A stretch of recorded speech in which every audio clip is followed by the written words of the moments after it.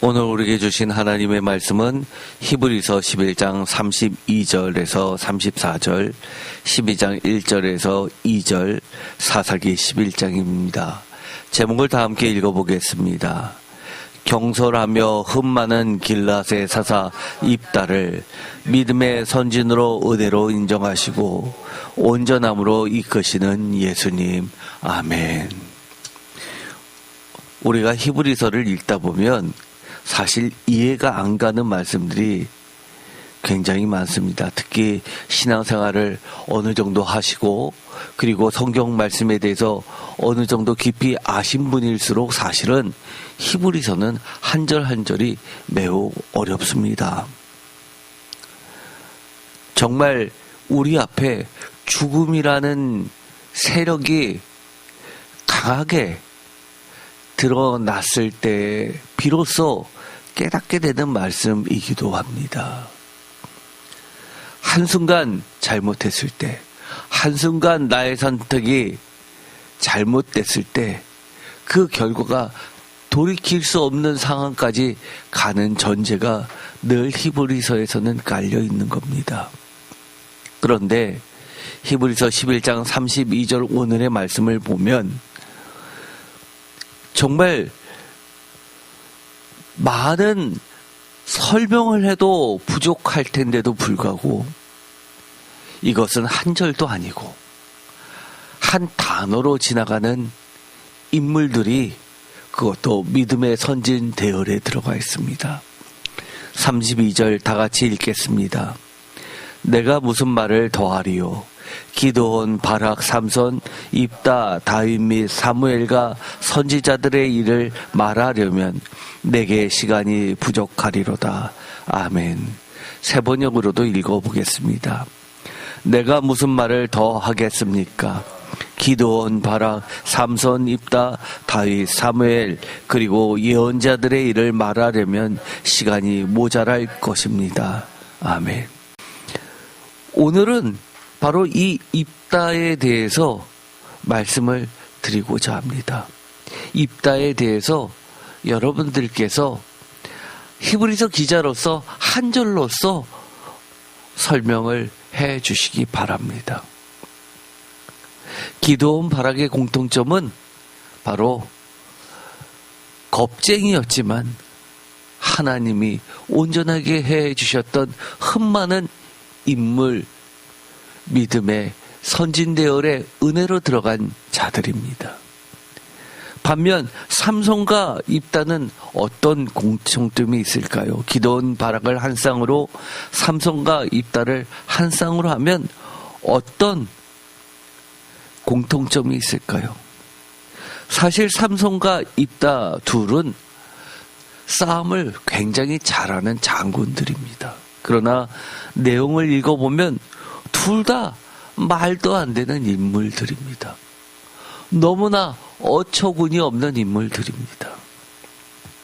사사기를 보면 여러분들이 생각나실지 모르겠지만 오늘 이해를 돕기 위해서 사사기 11장을 다 같이 읽었습니다. 1절 길르앗 사람 입다는 큰 용사였으니 기생이 길르앗에게서 낳은 아들이었고 라고 시작하면서 이 길르앗 사람 입다를 소개하고 있습니다.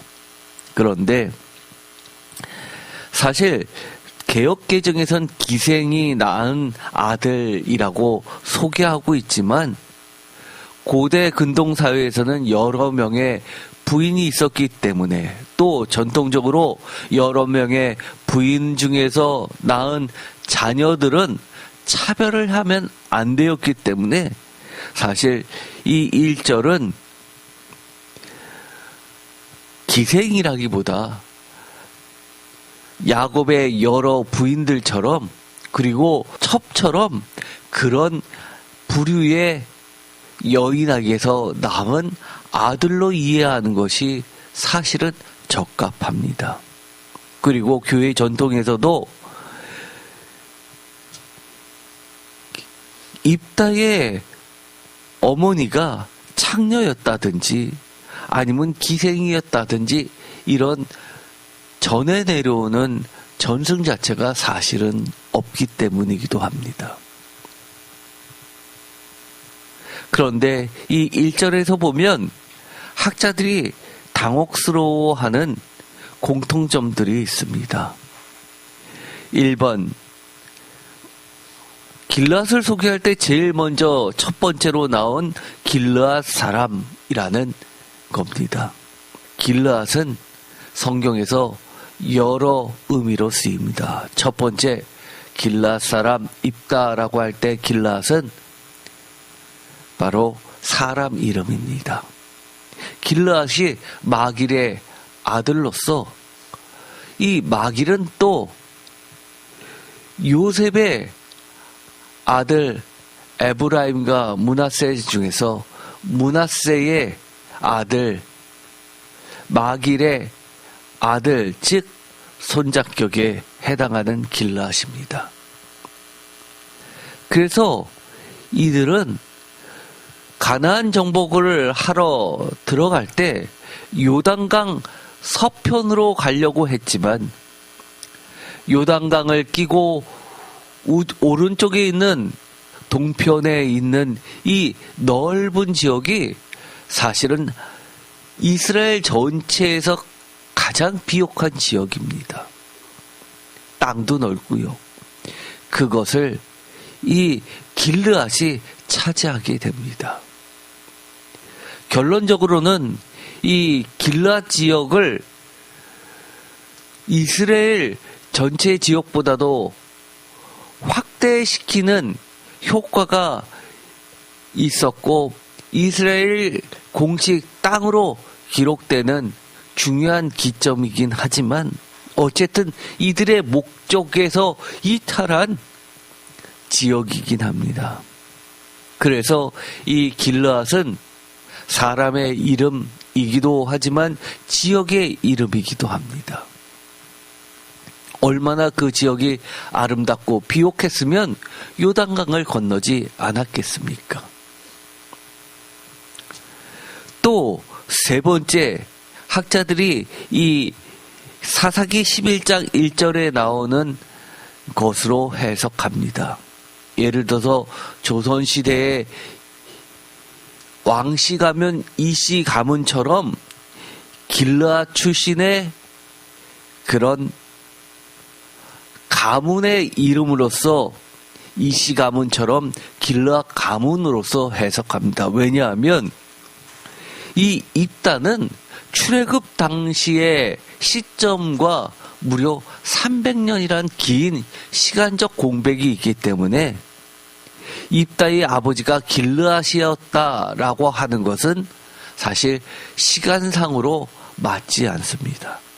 그렇기 때문에 여기서는 입다의 아버지가 길르앗이라기보다는 길르앗 지역의 장성격으로 해당하는 전체 길르앗 지역의 어떤 군대 지도자격의 가문의 입다로 해석하는 것이 적합해 보입니다. 2절, 길르앗의 아내도 그의 아들들을 낳았더라. 그 아내의 아들들이 자라매 입다를 쫓아내며 그에게 이르되 너는 다른 여인의 자식이니 우리 아버지의 집에서 기업을 잊지 못하리라 한지라. 2절에 보면 길르앗의 아내도 라고 하면서 먼저 태어난 길르앗을 다른 형제들이 내쫓은 사실을 기록하고 있습니다.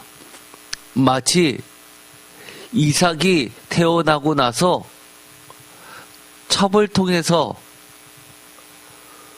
낳은 이스마엘을 내쫓는 사건이 기억나게 할 정도의 그런 서름의 역사의 시작을 보여주고 있습니다.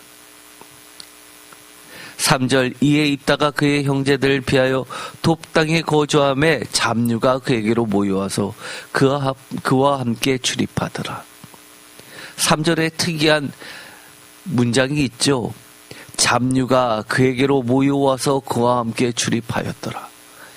이 서술은 누구에게 적용됐던 말입니까? 사실은 다윗 왕이 사울 왕의 낯을 피하여 도망 다닐 장군 시절에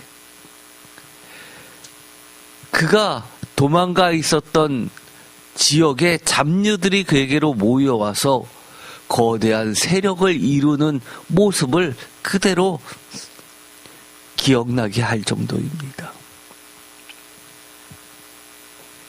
사사기 11장 4절 사건의 반전이 일어나죠. 얼마 후에 암몬 자손이 이스라엘을 치려하니라.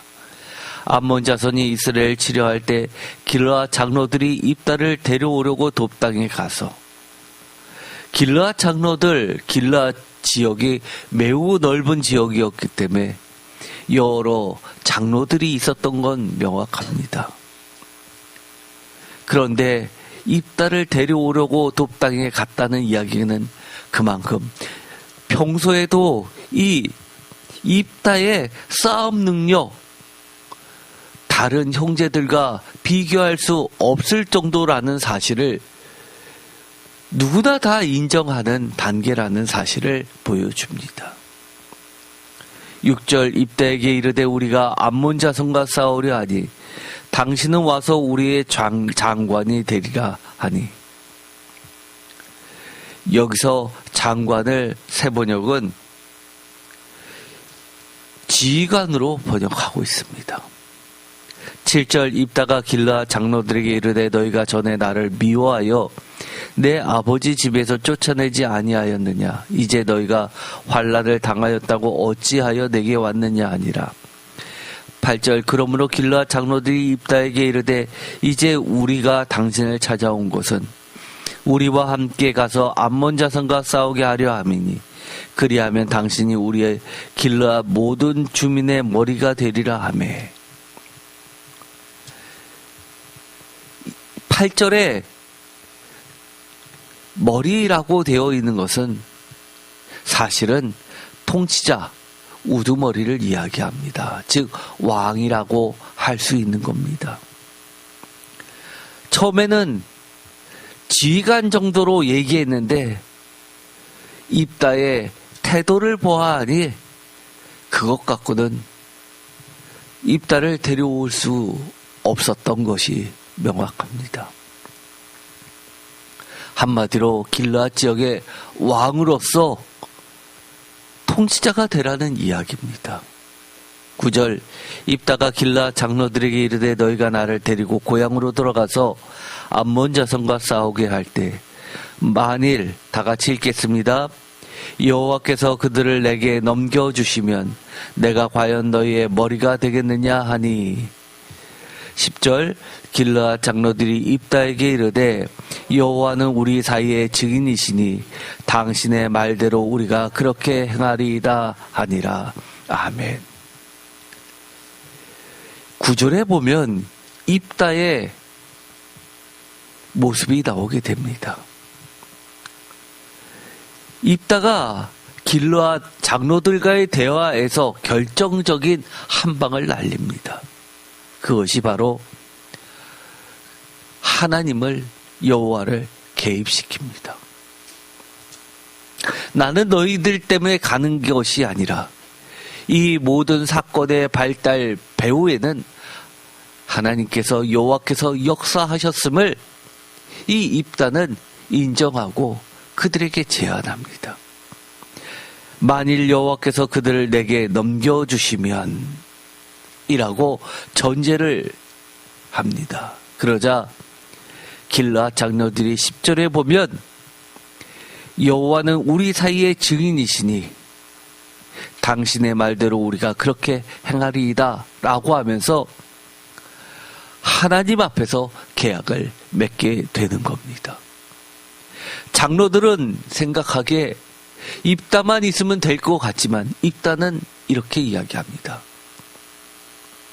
내가 가서 해결될 문제가 아니라는 사실을 명확히 선 긋습니다. 이것은 하나님의 싸움이라는 사실을 가르쳐 줍니다. 누구의 신앙이 더 좋습니까?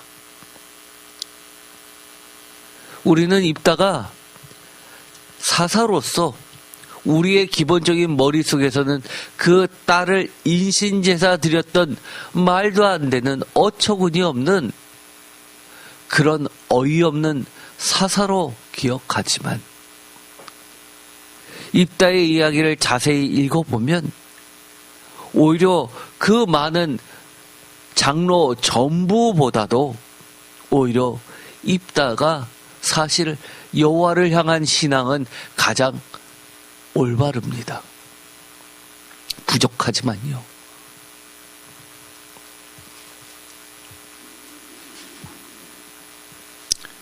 사사기 11장 11절 이에 입다가 길르앗 장로들과 함께 가니 여기서 이해라고 시작합니다. 이것은 입다가 장로들과 함께 길르앗을 가기로 한 행동 이면에는 여호와에 대한 소원과 여호와에 대한 증거, 약속, 계약이 약속이 전제되어 있다는 사실을 다시 한번 명확히 하는 겁니다.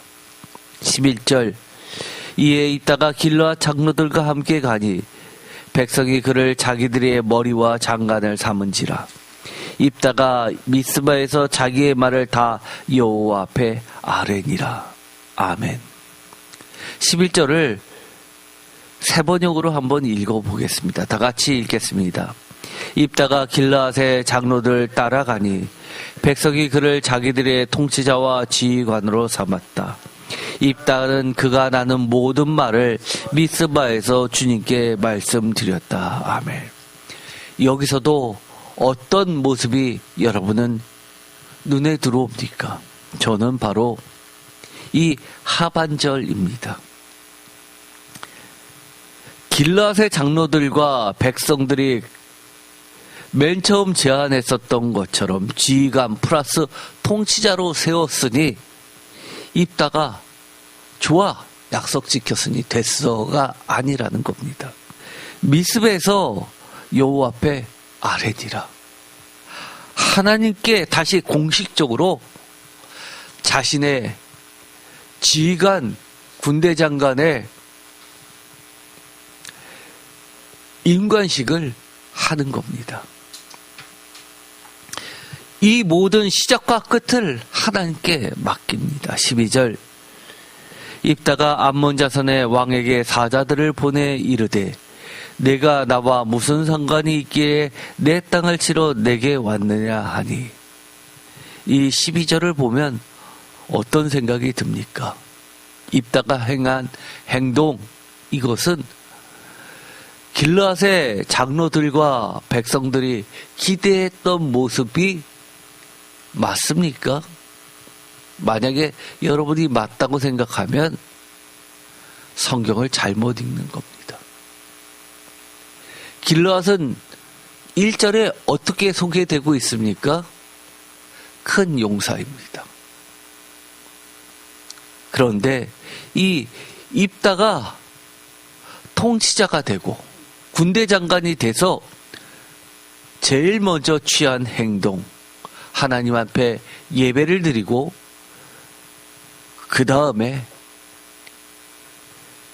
암몬 자손을 향해서 돌격이 아니라 이처럼 외교수를 펼칩니다. 사자를 보냅니다. 명분을 세웁니다. 이것은 사사의 모습입니다. 마치 드보라처럼 재판관의 모습입니다.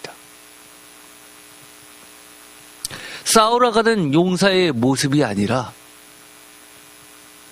먼저 화친과 외교술로서 평화의 길을 닦는 모습처럼 보입니다.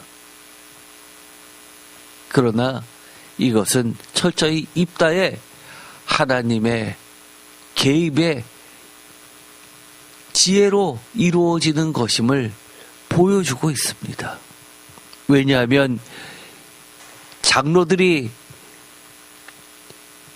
입다를 데리고 올 정도면 이미 그들의 침략 전략은 세워져 있었고 피할 수 없는 싸움이라는 사실을 알았기 때문에 이처럼 외교 수를 펼칠다 하더라도 달라질 거 없다는 사실은 명명백백하기 때문입니다. 13절 예상대로 흘러갑니다.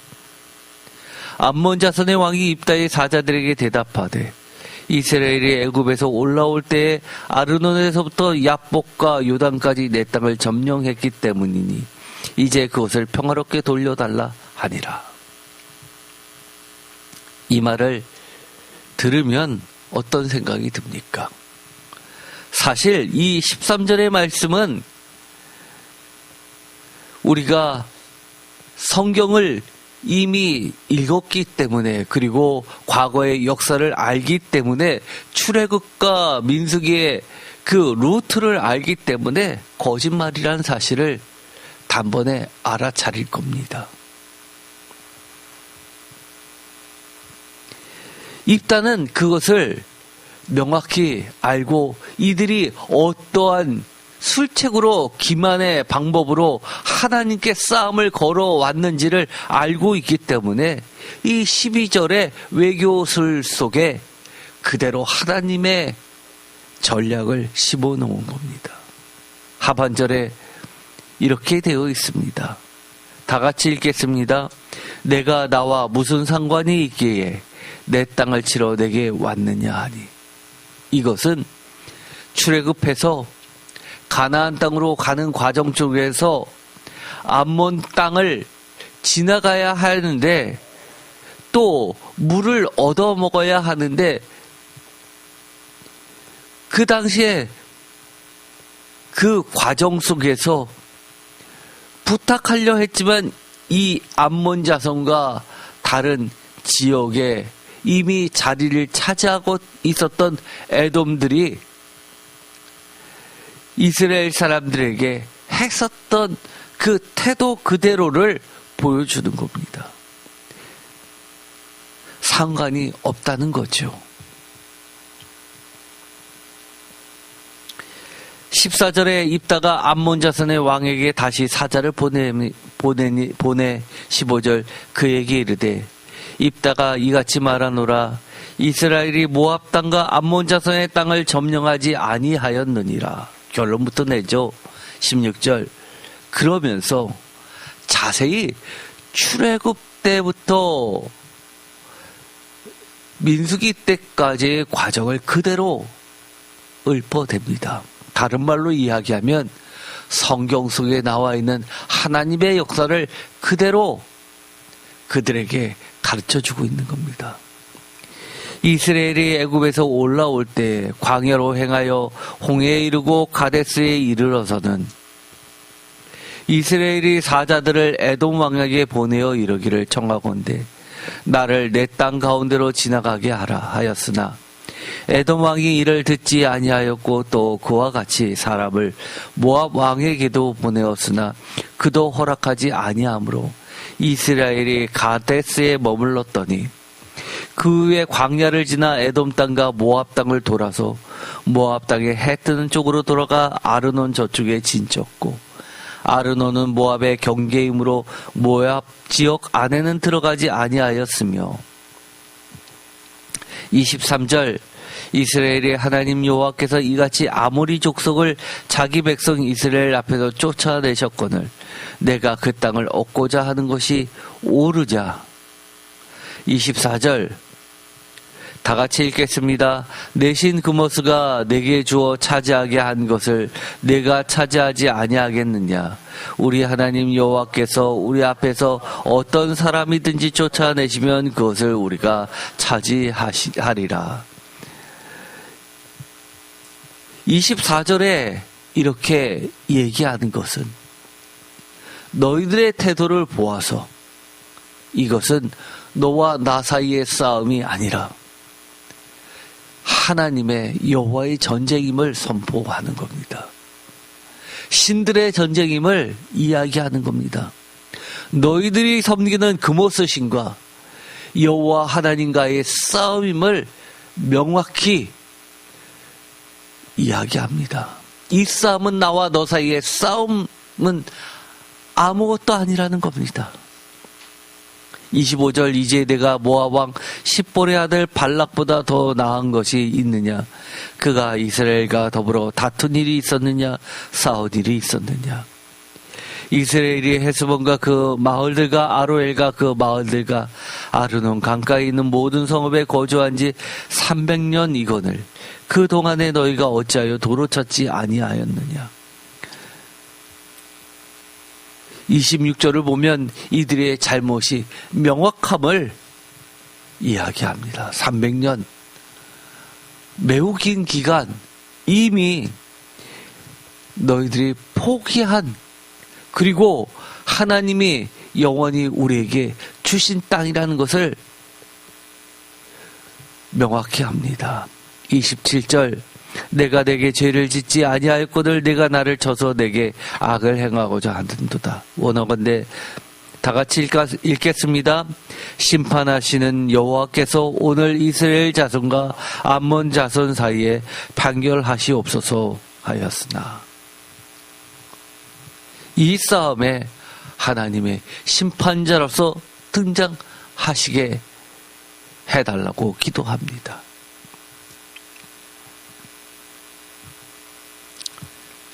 28절 암몬 자손의 왕이 입다가 사람을 보내어 말한 것을 듣지 아니하였더라. 29절 다 같이 읽겠습니다. 이에 여호와의 영이 입다에게 임하시니 입다가 길르앗과 므낫사를 지나서 길르앗의 미스베에 이르고 길르앗의 미스베에서부터 암몬 자손에게로 나아갈 때에 그가 여호와께 서원하여 이르되 주께서 과연 암몬 자손을 내 손에 넘겨주시면 아멘. 29절 바로 이거죠. 지금까지 사사기에서 하나님의 역사가 펼쳐질 때 나타났던 특징, 여호와의 영이 임하십니다. 사실 이것은 하나님의 싸움이라는 사실을 하나님이 직접 인정한 사건입니다. 이 정도 되면 어때야 될까요? 우리가 30절을 읽었습니다. 그가 여호와께 서원합니다. 과연 암몬 자손을 내 손에 넘겨주시면 이라는 말은 맨 처음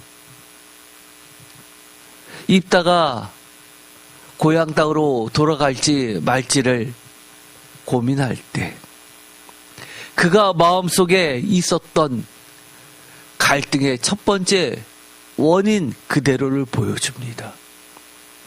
장로들에게 내비쳤던 자신의 가장 걸림돌이 이것이었기 때문입니다. 주께서 과연 암몬 자손을 내 손에 넘겨주실까 말까?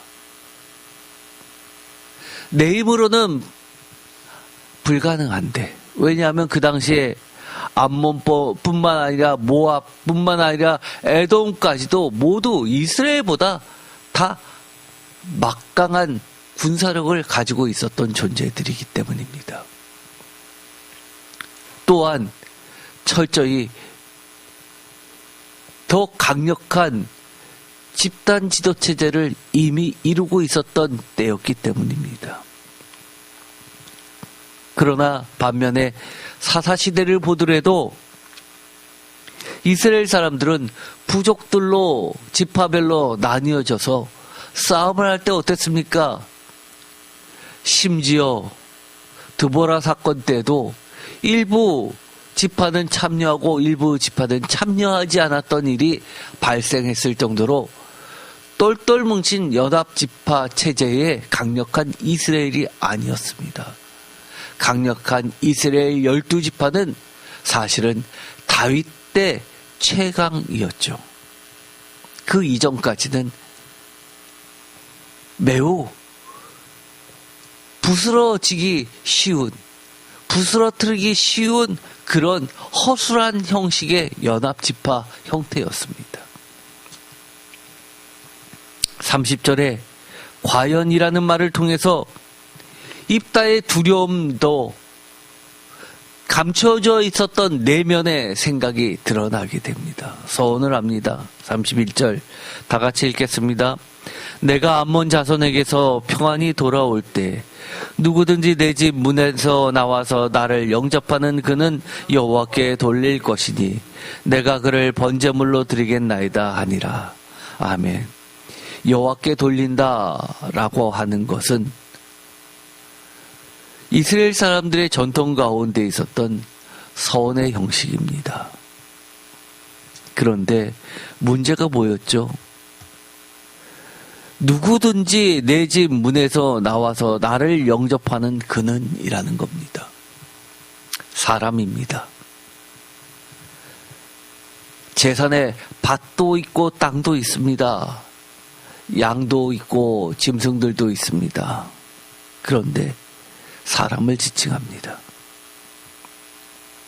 세번역은 이를 명확히 합니다. 내가 암몬 자손을 이기고 무사히 돌아올 때 다 같이 읽겠습니다.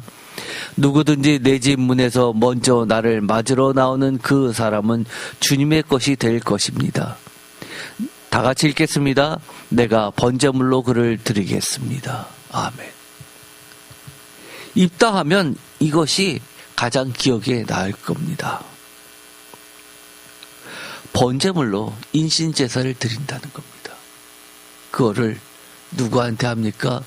여호와께 서원을 드립니다. 사람을 번제물로 드리는 것은 지금 싸우러 물리치러 가는 암몬 자손들, 모압 자손들이 하는 대표적인 이방 교도들의 제사 형태입니다. 그런데 왜 이런 모습을 보였냐는 겁니다. 그것도 하나님이 싫어하시는 것을요. 32절 이에 입다가 암몬 자손에게 이르러 그들과 싸우더니 여호와께서 그들을 그의 손에 넘겨주시매. 세번역은 주님께서 그들을 입다의 손에 넘겨주시니 라고 하면서 이제 주님께서는 입다가 내뱉은 그런 흠많은 오염된 이야기를 어떻게 하나 보시고자 하시는 하나님을 등장시킵니다.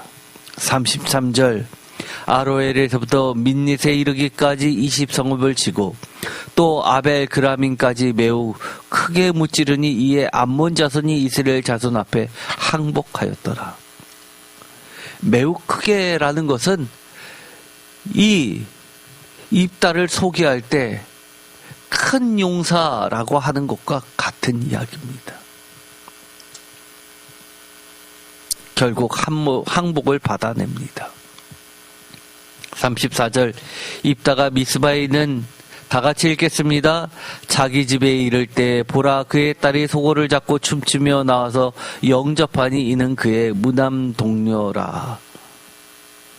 이 딸이 무남 동료, 얼마나 아빠를 사랑했고 아버지는 그 딸 아니면 못 사는 존재 아닙니까? 그런데 소고를 잡고 춤추며 나와서 영접하니 마치 어린아이가 재롱을 펼치는 것처럼 얼마나 예쁩니까? 그런데 35절 입다가 이를 보고 자기 옷을 찢으며 이르되 어찌할꼬 내 딸이여 너는 나를 참담하게 하는 자요 너는 나를 괴롭게 하는 자 중에 하나로다. 다 같이 읽겠습니다. 내가 여호와를 향하여 입을 열었으니 능히 돌이키지 못하리로다 하니. 아멘. 이 입다의 어리석음은, 망령됨은, 경솔함은, 어이없음은 결국 이렇게 결론으로 치닫고 있습니다. 어찌할꼬 라는 겁니다. 내 딸이여 너는 나를 참담하게 하는 자요. 내 옷을 찢는다는 것은 내 마음을 찢는다는 이야기고 나를 찢는다는 이야기입니다. 그런데 35절에 그 하반절의 말씀은 이해가 가지 않습니다. 좀 더 나중에 설명을 드리겠습니다. 이 입다의 소개를 할 때 사사기에서는 모든 장로들보다 신앙이 좋았고 하나님에 대해서 잘 알고 있었고, 그리고 외교수를 펼칠 때에도 출애굽 역사를 깊이 꿰뚫고 있었던 그런 신앙의 지도자입니다. 그런데 이렇게 이야기합니다. 내가 여호와를 향하여 입을 열었으니 능히 돌이키지 못하리로다. 사실 이것은 말도 안 되는 이야기입니다. 세번역처럼 읽어보겠습니다. 주님께 소원한 것이어서 돌이킬 수도 없으니 어찌한단 말이냐. 어찌한단 말이냐.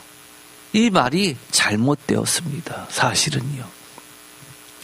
왜냐하면 소원을 물을 수 있는 규정도 있기 때문입니다. 나중에 좀 더 설명을 드리겠습니다.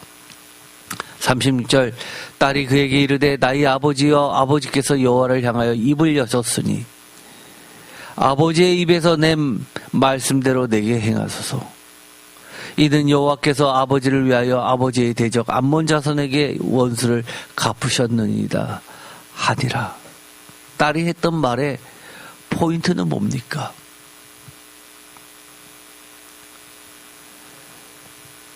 대의 명분입니까? 대를 위하여 소를 희생해도 된다는 이야기입니까? 아니죠. 36절의 포인트는 이겁니다.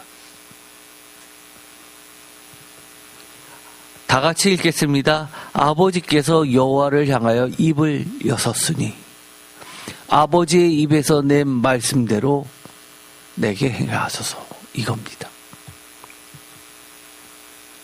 37절, 또 그의 아버지에게 이르되 이 일만 내게 허락하사 나를 2달만 버려두소서.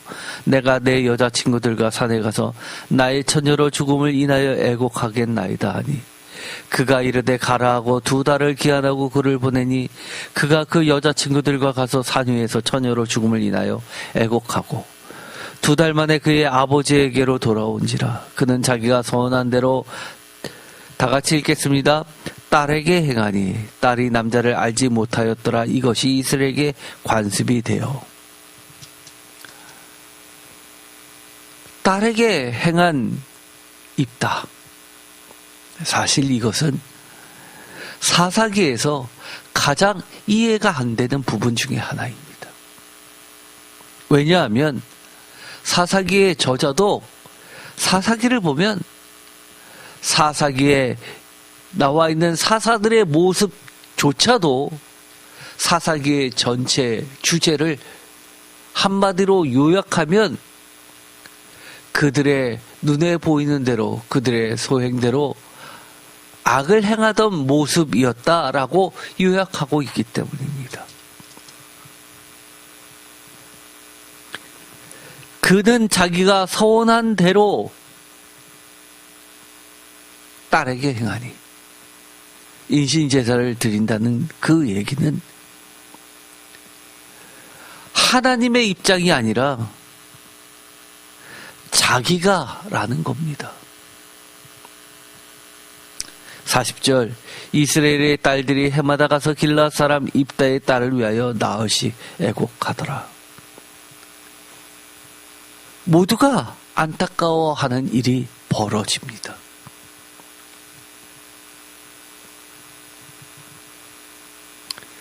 이 시작이 어땠습니까? 30절에 여호와께 소원한 것에서부터 출발했습니다. 마지막도 여호와께 소원한 것으로 행한 것을 끝내고 있습니다. 그런데 그 여호와께 소원한 입다 이전에 여호와의 영이 모든 출발의 시작점이었습니다. 그런데 비극이 벌어졌습니다. 하나님께서 계획하신 겁니까? 하나님의 의도였습니까? 하나님의 의도는 레위기 18장 21절 다 같이 읽겠습니다. 너는 결단코 자녀를 몰렉에게 주어 불로 통과하게 함으로 내 하나님의 이름을 욕되게 하지 말라. 나는 여호와이니라. 이겁니다. 이 입다가 여호와께 했었던 이 인신제사는 어떻게 해야 됐었던 겁니까? 다시 제사장에게 보여주고, 그리고 무르는 값을 치르면 되는 겁니다. 그런데 그렇게 하지 않습니다.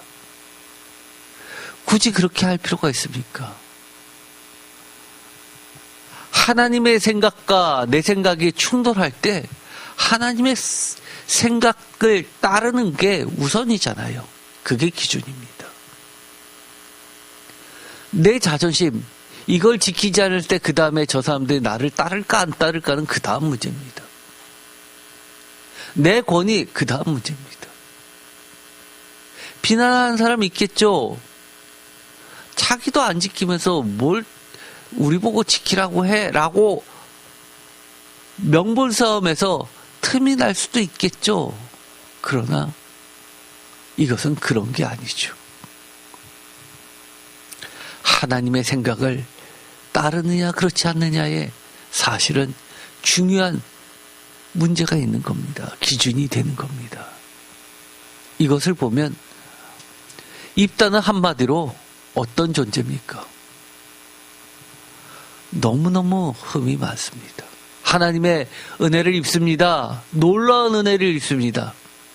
자격이 없는데도 불구하고 큰 용사로서 왕에 오릅니다. 그 넓은 비옥한 땅 길앗을 다 차지합니다. 어떤 장로처럼 자기 지역에 해당하는 것만이 아닙니다.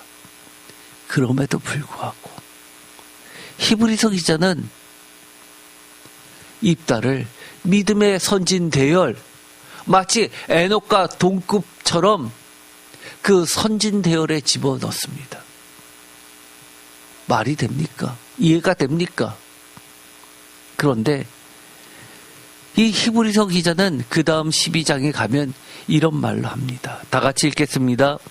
1절, 이러므로 우리에게 구름같이 둘러싼 허다한 증인들이 있으니 모든 무거운 것과 얽매기 쉬운 죄를 벗어버리고 인내로서 우리 앞에 당한 경주를 하며 믿음의 주여 또 온전하게 하신 이인 예수를 바라보자.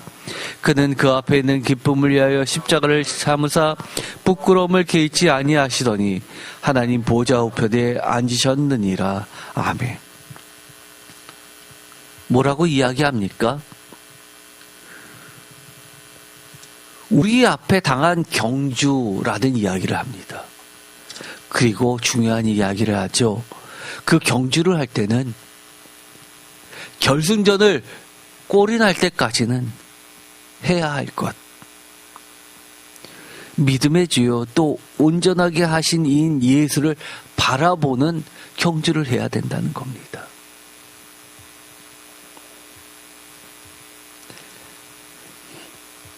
경주장에서 믿음의 주요 또 온전하게 하신 이인 예수를 바라보는데 실패한 이들은 하나같이, 다른 말로 이야기하면 11장에 있는 모든 믿음의 선진의 대열에 못 낀 자들입니다. 반면에 이 신앙의 경주에서 믿음의 주여 또 온전하게 하신 이인 예수를 바라본 이들은 다른 말로 이야기해서 모두 믿음의 선진 대열에 집어넣었다는 얘기입니다. 이것은요. 입다도 흠 많지만 그렇다는 이야기입니다. 흠이 많은데 왜 믿음의 선진 대열에 들어가냐라고 하면 히브리서 기자는 우리에게 이거를 가르쳐 주는 겁니다. 맞아, 입다 흠 많아, 온전하지 않아. 그럼에도 불구하고 믿음의 주여 또 온전하게 하신 이인 예수를, 하나님을 바라봤기에 그는 온전하다 인정받은 거야 라고 이야기해 주는 겁니다. 믿음의 선진 그룹은 사실은 은혜의 선진 그룹입니다. 믿음은 은혜의 믿음을 이야기합니다. 은혜로 믿음이 있다 인정받는 존재들입니다. 신앙의 경주를 할 때 난 잘 달리지 못해요. 난 건강하지 못해요. 나는 이기 없어요. 나는 이렇게 흠이 많아요. 나는 자신 없어요. 나는 겁쟁이에요. 그렇다 하더라도 믿음의 주요 또 온전하게 하신 이 예수만 끝까지 바라본다면 히브리서 기자는 이렇게 이야기하는 겁니다. 너 흠 많지만 힘이 없고 연약하고 무릎이 흔들리고 달릴 수도 없지만 온전하게 하시는 예수님이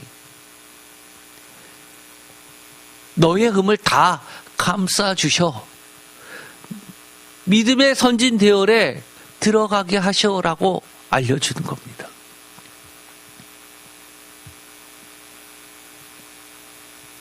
히브리서 11장 39절 40절을 다 같이 읽어볼까요? 11장 맨 마지막 이야기를 하면서 바로 이 이야기를 우리에게 입다의 흠 많은 이야기를 통해서 들려주는 겁니다. 다 같이 읽겠습니다.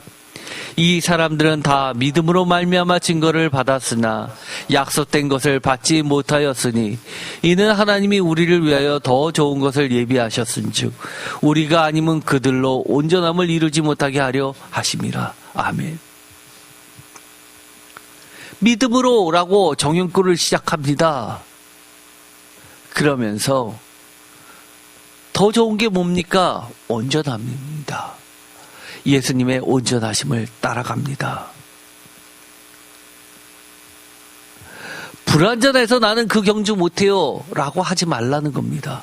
왜 입다 이야기를 합니까? 왜 기도원 이야기를 합니까? 왜 삼손 이야기를 합니까? 그것은 바로 히브리서 기자들은 우리 때문에 하는 겁니다. 어떻게 해요? 우리에게는 예수님이 계시고 우리에게는 더 좋은 약속이 있지 않냐? 우리 때문에 그들을 예비해 두셨다라고 이야기하는 겁니다. 입다 이야기, 그들은 믿음으로 말미암아 증거를 받았지만 약속된 것 예수님은 받지 못했음에도 불구하고 성경에 들어간 이유, 이것은 우리로 하여금 그들로 온전함도 이루게 된다는 겁니다. 이 40절의 이야기는 제가 전에도 설교한 적이 있습니다.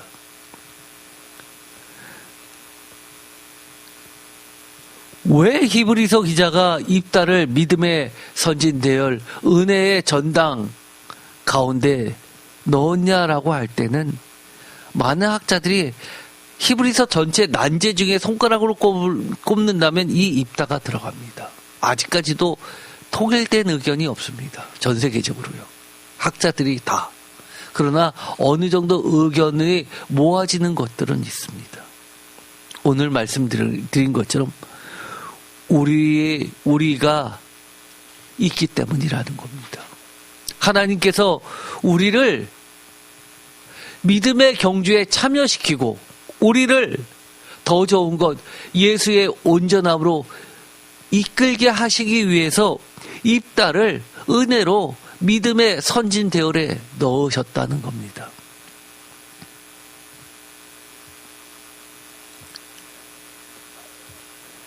어떤 말들이 공통점이 있습니까? 이 입다의 선택은 하나님이 싫어하시는 말도 안 되는 선택의 것을 했음에도 불구하고 딸과 이 입다가 최종적으로 선택한 것, 죽음 앞에서 여호와께 서원했던 것을 그대로 지키는 것. 매우 불완전하고 매우 온전하지 못해도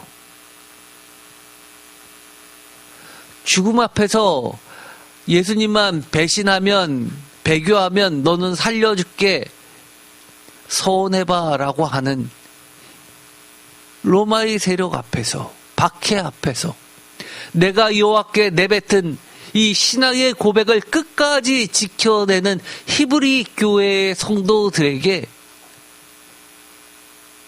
많은 사람들이 야, 너 그렇게까지 신앙생활 할 필요 있어? 라고 하는 이들에게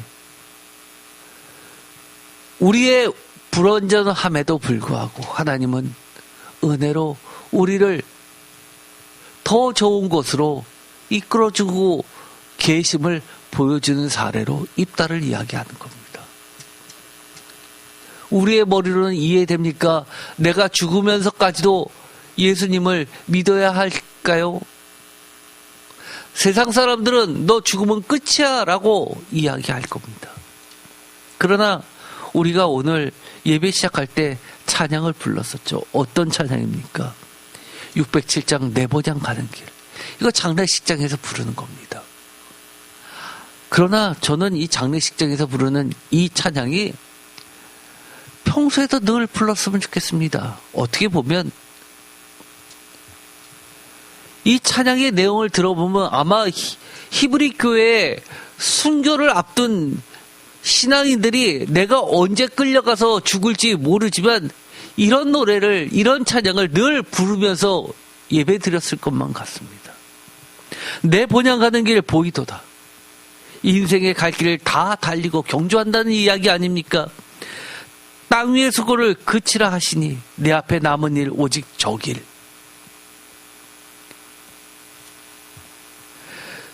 주 예수 예비한 저 새 집은 영원히 빛나는 집. 거기서 성도들 즐거운 노래로 사랑의 구주를 길이 찬송. 평생에 행한 일 돌아보니 못다한 일마나 부끄럽네. 우리의 인생 어떻게 보면 입다보다 더 못나고 더 부끄러운 인생들입니다. 그럼에도 불구하고 아버지 사랑이 날 용납하시고 생명에 멀려간 주시리라. 아멘. 아멘 아닙니까? 이게 장례식장에서만 부르는 노래라고요? 아니요. 우리가 늘 불러도 부족한 찬송입니다. 오늘의 말씀은 길었지만 어떻게 보면 이 입다를 통해서 우리는 입다보다 더 못한 존재들이고 더 망령된 존재들이고 부족한 존재들입니다. 그럼에도 불구하고 하나님은 우리를 예수만 바라보라고 하고 예수만 바라보는 우리들에게 신앙의 경지를 끝까지 완주하고 더 좋은 것을 예비해 놓은 곳으로 우리를 온전하게 하실 것임을 다시 한번 우리에게 약속해 주시고 보증해 주십니다. 오늘의 말씀을 통해서 여러분의 삶이 에녹처럼, 아브라함처럼, 이삭처럼, 야곱처럼, 다윗처럼, 사무엘처럼, 선지자들처럼, 그리고 흠마나도 믿음의 선진으로 성경 속의 이름이 빛나게 들어갔던 입다처럼 우리도 빛나게 해 주실 겁니다. 기도하고 마치겠습니다. 하나님 감사합니다. 우리가 어떤 선택을 하든 어리석을 수밖에 없습니다. 그럼에도 불구하고 하나님, 우리로 하여금 신앙의 경주에서 예수만 바라보게 하여 주옵소서. 우리의 부족함을 모두 덮어주시고 더 좋은 것으로 하나님 온전함에 이르게 하여 주시옵소서. 예수 그리스도의 이름으로 기도드립니다. 아멘.